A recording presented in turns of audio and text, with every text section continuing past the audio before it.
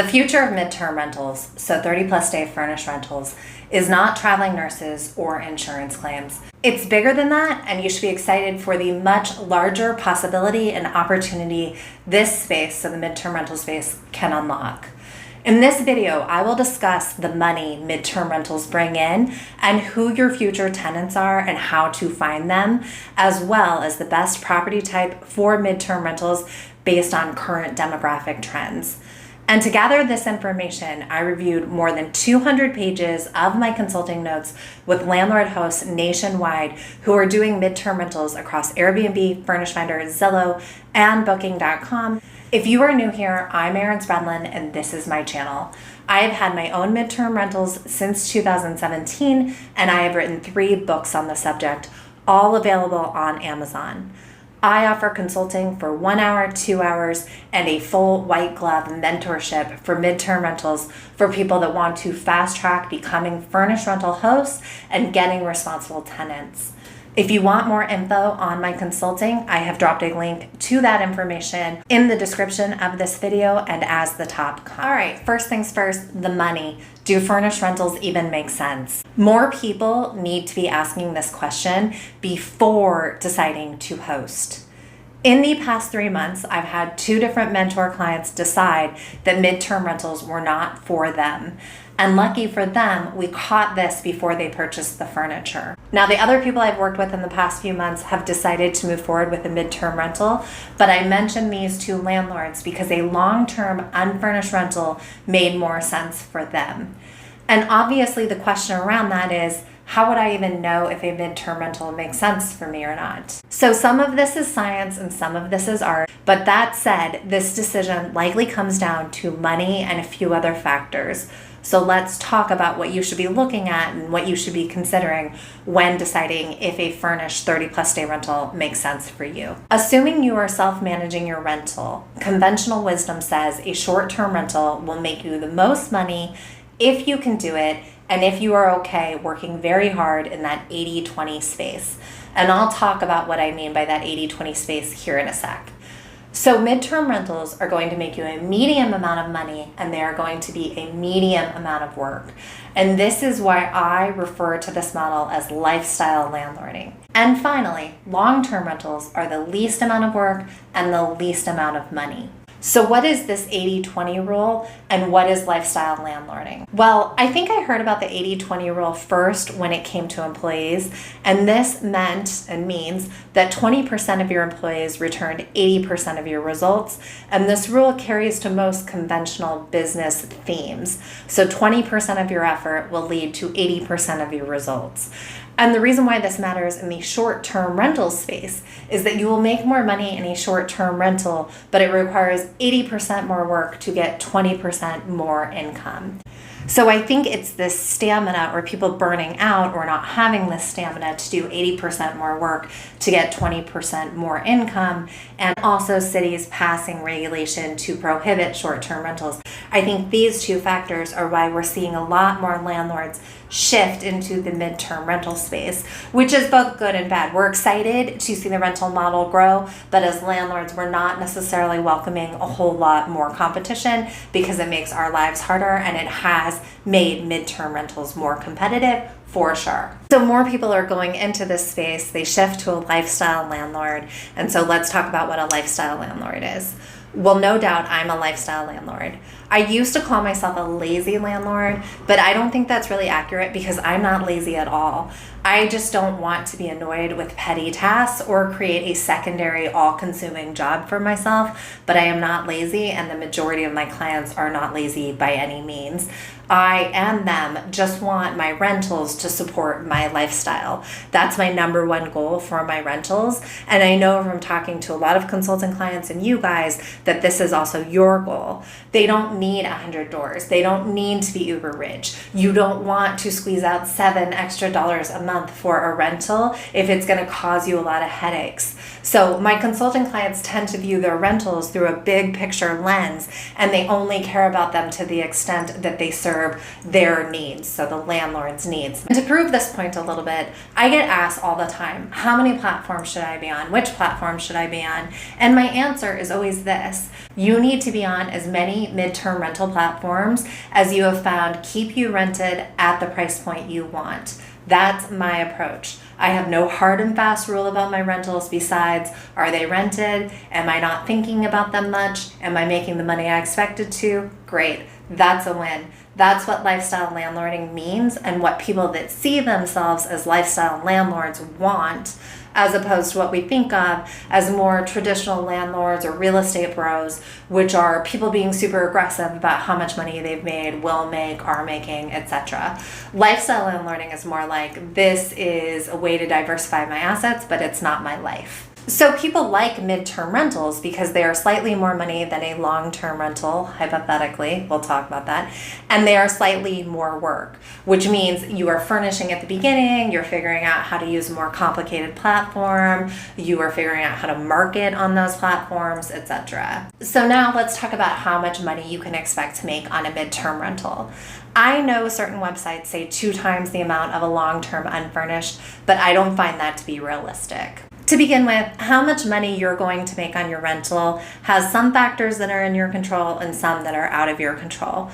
Let's start with the ones that are out of your control. So competition, property and layout, industry near and around the property, and larger economic factors. And while many people think that your big cost will be vacancy, I haven't found that to be true. I have a 92% occupancy rate myself, and on average, my mentor clients get a tenant within 12 days of having their listing live. So vacancy is not an issue as long as you are smart about your pricing, your marketing, etc. Here are the issues you have less control over. Utilities. So different seasons and different years will require more and less energy use, as will different tenants. Economic factors. Are people traveling as often? Is part of the market being depressed? Rents. So rents may or may not be rising everywhere or where you're at. And different platforms cost a different amount. So as a rule of thumb, I found that your pricing typically follows the sun cycle. When you have more sun, you get higher rents. When you have less sun, you have lower rents.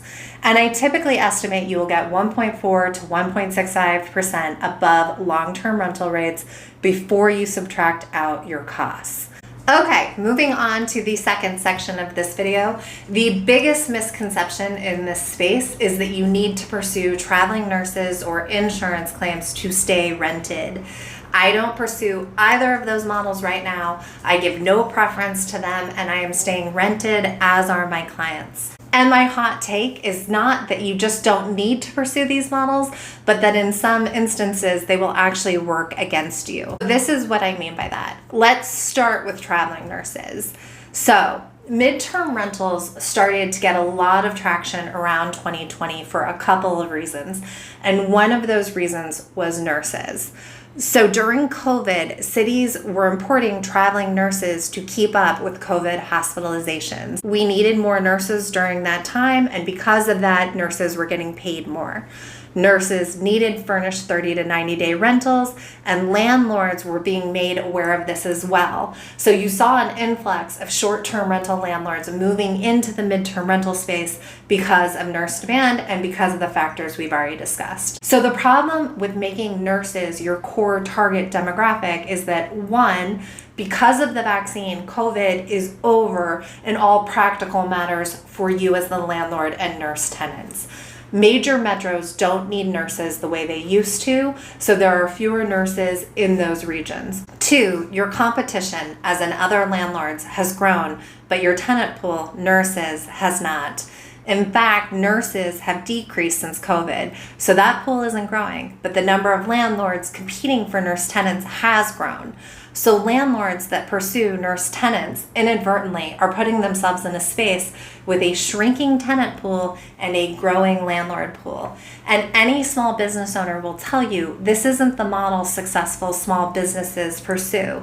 And make no mistake, if you're a landlord of a rental property, you have a small business. All right, second, insurance claims. Here's why insurance claims don't work. So part of this is luck and part of this is ick. So the lucky part comes from the assumption that your rental property will be in an area that's been devastated by a climate event, and then your community won't have enough housing, and so you can charge more and charge the insurance more. And that's something that is completely out of your control. You have no control when an environmental disaster will happen in your area.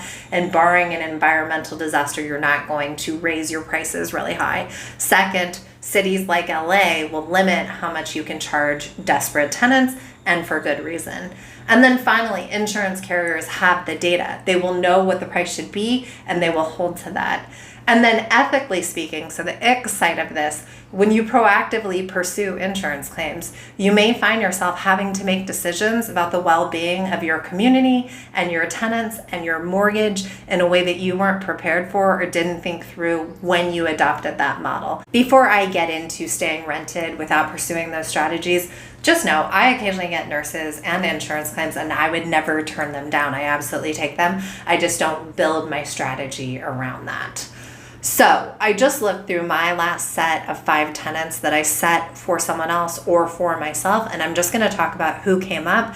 And this I just pulled today, so March 31st of 2025. Okay, so first one, Crystal. She lives in Arizona. She just wants to get out of the heat for the summer and is starting to find housing for that. She was going to pay $6,200. Andrew, he wanted a workcation. He was going to pay $6,000. Deja, traveling nurse, going to pay roughly $6,700. Nicole, she was in the middle of a renovation. She was going to pay $14,511. And Vince, another staycationer, he was coming in for a celebration, although he did have great reviews and he was an outstanding tenant. He already came in and left, and he was going to pay $1,800. So with that, only one of these guests is a traveling nurse. Everyone else is trying to book for different reasons. And because of this, my advice is always to have your listing be strong on the platforms. And what this means is take the marketing of your listing on those platforms seriously. It doesn't need to cost you a lot, but it needs to be done correctly. And this means standing out, which means AI and automation tools are actually counter to your goals here because they scrape what everyone else is doing. And there's no reason to think that the majority of the listings are being done right. In fact, you should avoid doing what the majority of listings are doing. In a marketplace, you want to stand out, but you want to stand out in a good way. All right, final section of the future of midterm rentals, the property type and what the demographics currently and in the future are telling us property type wise. This section of the video has caused me such an internal debate, and the reason why is because I believe midterm renters need smaller properties and will want convenience. And those conveniences mean no yards, great amenities, and those types of properties are typically condos or townhomes. It's condos and townhomes where someone else is going to take care of the lawn. They're more compact spaces for 1 to 3 individuals, and they have gyms, clubhouses, fire pits, etc. So by that logic, you should purchase condos and townhomes if you are pursuing a midterm rental pool. But I believe that most people make money off of appreciation. And if you believe that, as I do, then single family homes make more money because they appreciate better. And in downturn times like now, they don't lose as much value as attached properties do. For this space, I have always preferred properties that are 3 beds, 2 baths, or smaller. And much of that preference has to do with the fact that I don't think most midterm renters have kids. Kids need stability. They don't need to spend a month in Encino finding out if they like to kiteboard or not. The kind of person that wants to figure out if they like kiteboarding wants your rental property, but they don't have kids. So smaller is better. So there's a little bit of conflict depending on whether or not you want cash flow or you want appreciation in the midterm rental space. And then there's the debate of whether or not furnished rentals even make sense when you strip out utility costs and pay for furnishing. My personal belief, as someone that spent much of my 20s lugging terrible furniture that I didn't care about throughout the city, is that millennials and everyone younger than me will want furnished rentals for a couple of reasons. To begin with, they grew up going to Airbnbs, so they are used to this kind of rental model. Second, if you could walk in and out of a furnished place before you hit your career and family goals, which require the purchase of a property and a couch or stability around a school district, whatever. So if you're kind of a transient person, then why wouldn't you just use someone else's curated furnished rental? added to this, the younger generations are mindful of consumption and waste in a way that some of the older generations were not.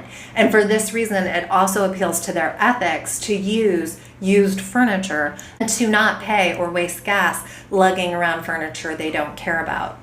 It's really this final point, the convenience point, that I think speaks to the opportunity of midterm rentals. They will be the future because of convenience. And while they still make more money than a long-term unfurnished rental, the numbers are softening a little bit. So what is the future for midterm rentals? Does it make sense to still do a furnished rental?